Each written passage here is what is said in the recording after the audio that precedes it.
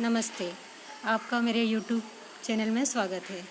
हम 8वीं क्लास का ये पढ़ रहे थे। हमने इतना ऊपर का ये सब पढ़ लिया था। अब हम पढ़ेंगे कंपनी का फैलता शासन। यदि हम 1757 से 1857 के बीच ईस्ट इंडिया कंपनी के द्वारा भारतीय राज्यों पर कब्जे की प्रक्रिया को देखें तो कुछ महत्वपूर्ण बातें सामने आती है। मतलब 1757 से लेकर 1758 तक जो कंपनी का हमारे यहाँ पे शासन रहा ना, उसमें उसने अपने राज्य पर जो कब्जा किया, तो उसकी अगर हम प्रक्रिया को देखें तो कुछ महत्वपूर्ण बातें सामने आती है जो यहाँ पे आपके सामने है। किसी अनजान इलाके में कंपनी ने सीधे सैनिक हमला प्राय नहीं किया। उसने किसी भी भारतीय रियासत का अधिग्रहण करने से पहले विभिन्न राजनीतिक, आर्थिक और कूटनीतिक साधनों का इस्तेमाल किया। अब क्या था, कंपनी ने कोई अनजान इलाका था ना, तो वहाँ पे सीधे सैनिक हमला नहीं किया था।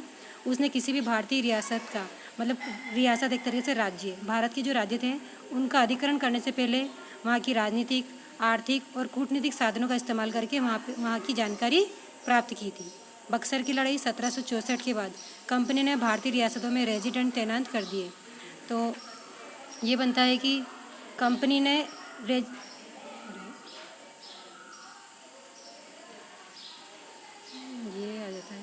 बक्सर की लड़ाई कब हुई थी? 1764 में। इसके बाद कंपनी ने क्या था, भारतीय किसानों में रेजिडेंट तैयार कर दिए थे। रेजिडेंट एक तरीके से मतलब जो कंपनी की पूरी मतलब कंपनी को उस इलाके की पूरी जानकारी देते थे वो रेजिडेंट। तो ये कंपनी के राजनीतिक या व्यावसायिक प्रतिनिधि होते थे। अब पता चल गया रेजिडेंट कौन होता था? कंपनी के राजनीतिक या व्यावसायिक प्रतिनिधि। इनका काम क्या था? कंपनी के हितों की रक्षा करना और उन्हें आगे बढ़ाना। अब रेजिडेंट का काम क्या था? कंपनी के हितों की रक्षा करना और उन्हें आगे बढ़ाना था। रेजिडेंट के माध्यम से कंपनी के अधिकारी भारतीय राज्यों के भीतरी मामलों में भी दखल देने लगे। अब रेजिडेंट के माध्यम से क्या हुआ, जो कंपनी के जो बड़े बड़े अधिकारी थे वो भारतीय राज्यों के जो भीतरी मामले थे, मतलब जो उनकी राज्य की जो बातें थी उनमें भी दखल देने लगे थे।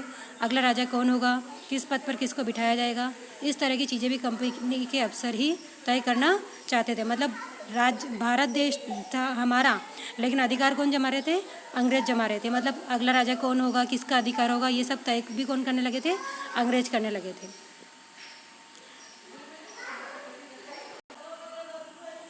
तो ये कई बार कंपनी ने रियासतों पर सहायक संधि भी थोप दी। जो रियासत इस बंदोबस्त को मान लेती थी उसे स्वतंत्र सेनाएं रखने का अधिकार नहीं रहता था, उसे कंपनी की तरफ से सुरक्षा मिलती थी। तो मतलब सहायक संधि जो है ना, उसकी शर्तें थी। ये शर्त क्या थी? मतलब जो इसकी बात को मान लेगा वो अपनी सेना ही नहीं रख सकता था और उसे सिर्फ कंपनी की तरफ से ही सुरक्षा मिलती थी। और सहायक सेना के रखरखाव के लिए वो कंपनी को पैसा देती थी। और भारतीय जो सेना, भारत के जो लोग थे ना, वो सहायक सेना के रखरखाव के लिए कंपनी को पैसा देते थे। अगर भारतीय शासक रकम अदा करने से चूक जाते तो जुर्माने के तौर पर उनका इलाका कंपनी अपने कब्जे में ले लेती थी। तो ये सहायक संधि की शर्तें थी। अगर वो ये सेना का खर्चा नहीं दे पाते थे तो क्या होता था, उनकी जो भारतीय शासक अगर रकम अदा नहीं कर पाते थे तो जुर्माने के तौर पर उनका जो इलाका होता था, मतलब जहाँ पे भारतीय का अधिकार होता था, कंपनी उसको अपने कब्जे में ले लेती थी। उदाहरण के लिए अब रिजर्व वेलेजली गवर्नर जनरल 1798 से 1805 था। उस समय अवध के नवाब को 1801 में अपना आधा इलाका कंपनी को सौंपने के लिए मजबूर किया गया, क्योंकि नवाब सहायक सेना के लिए पैसा अदा करने में चूक गए थे। तो कौन थे? मतलब ये 1798 से 1805 की बात है। तब गवर्नर कौन था? वेलेजली, ये गवर्नर जनरल था। तो उस समय अवध के नवाब जो थे 1801 में अपना आधा इलाका कंपनी को सौंपने के लिए मजबूर किया गया। क्यों? क्योंकि वो सहायक सेना का जो पैसा था वो अदा करने से चूक गए थे, मतलब वो भूल गए, पैसा नहीं दे पाए। इस कारण उनको अपना क्या करना पड़ा? आधा इलाका कंपनी को सौंपना पड़ा था। इसी आधार पर हैदराबाद में भी कई इलाके छीन लिए गए। इस तरह सहायक संधि ये होती थी।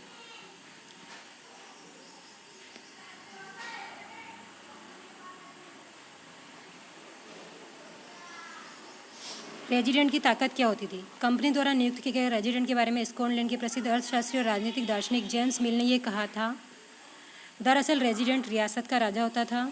हम उसे हस्तक्षेप की मनचाही निषेधाज्ञा मतलब निर्देश के तहत काम करने की छूट देते थे, जब तक स्थानीय राजा पूरी तरह अधीनस्थ रहता है, मतलब वो दबा हुआ रहता था और रेजिडेंट यानी ब्रिटिश सरकार की माफिक काम करता था, तो चीज़ें आराम से मिलती थी। मतलब अगर कोई राजा है, अंग्रेजों के अनुसार कार्य कर रहा है, उनके निर्देश के अनुसार कार्य कर रहा है और उनसे दबा हुआ है, तो ब्रिटिश सरकार के अनुसार काम कर रहा है, तो उसे चीज़ें आराम से मिलती रहती थी। शासन के कामों में रेजिडेंट की दखल अंदाजी के बिना वह सब कुछ चल जाता था। जब भी कुछ अलग तरह का घटता है, जब भी राजा का कोई ऐसा रास्ता अपनाता है जिसे ब्रिटिश सरकार गलत मानती है तो टकराव और उथल पुथल पैदा हो जाती है। टीपू सुल्तान, शहर है मैसूर। जब कंपनी को अपने राजनीतिक और आर्थिक हितों पर खतरा दिखाई दिया तो कंपनी ने प्रत्यक्ष सैनिक टकराव का रास्ता भी अपनाया। दक्षिण भारतीय राज्य मैसूर के उदाहरण से ये बात समझी जा सकती है। जब कंपनी को क्या हुआ, अपने राजनीतिक और आर्थिक हितों पर खतरा दिखाई देने लगा ना, तो कंपनी ने क्या करा, सीधे ही मतलब उनके ऊपर हमला करना शुरू कर दिया।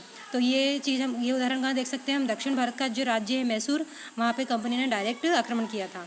हैदर अली, इनका शासनकाल था 1761 से 1782 और उनके विख्यात पुत्र थे टीपू सुल्तान। इनका शासनकाल था 1782 से 1799। जैसे शक्तिशाली शासकों के नेतृत्व में मैसूर काफ़ी ताकतवर हो चुका था। तो मैसूर ताकतवर किसके राज्य में हुआ, हैदर अली और टीपू सुल्तान के राज्य में मैसूर ताकतवर हो गया। मालाबार तट पर होने वाले व्यापार मैसूर रियासत के नियंत्रण में था, यहाँ जहाँ से कंपनी काली मिर्च और इलायची खरीदती थी। अब मालाबार तट पर जो व्यापार होता था वो मैसूर के अधीन था। तो यहाँ से कंपनी क्या खरीदती थी, काली मिर्च और इलायची खरीदती थी। काली मिर्च और इलायची खरीदती थी कहाँ से, मालाबार तट से, क्योंकि वो नदी वाला इलाका होता है और ये किसके अधीन था, मैसूर के अधीन था। 1785 में टीपू सुल्तान ने अपनी रियासत में पड़ने वाले बंदरगाहों से चंदन की लकड़ी, काली मिर्च और इलायची का निर्यात रोक दिया, मतलब उसने बेचना बंद कर दिया। सुल्तान ने स्थानीय सौदागरों को कंपनी के साथ कारोबार करने से रोक दिया और जो ये टीपू सुल्तान है इसने क्या करा, जो वहाँ के जो सौदागर थे उनको बोला कि आप तुम भी कंपनी के साथ कोई कारोबार व्यापार नहीं करोगे। टीपू सुल्तान ने भारत में रहने वाले फ्रांसीसी व्यापारियों से घनिष्ठ संबंध विकसित किए और उनकी मदद से अपनी सेना का आधुनिकीकरण किया। तो टीपू सुल्तान ने क्या करा, भारत में जो फ्रांसीसी व्यापारी आए थे उनसे इसने अपने संबंध बनाए अच्छे और उनकी मदद से सेना का आधुनिकीकरण, मतलब सेना में कुछ नयापन लेकर आए।